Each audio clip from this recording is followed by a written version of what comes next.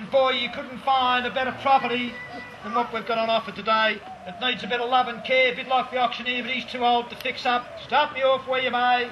$500,000, sir, and that's a magnificent start. At $500,000 then we'll take it up in $10,000 rises. At $510. At $520,000 at $530. At $530. At $540, and I should think so, sir. At $550 it is. At $550. You know you're serious, and that's the way to bid $560.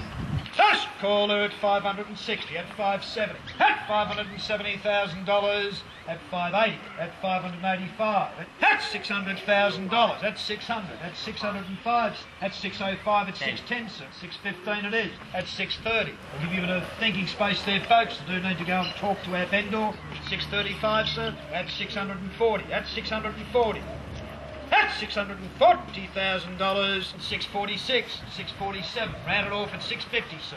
At $650 it is.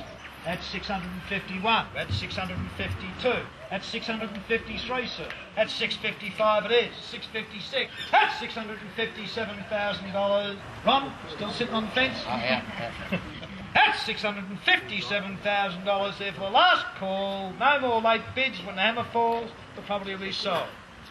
Last and final call, selling, and sold at $657,000.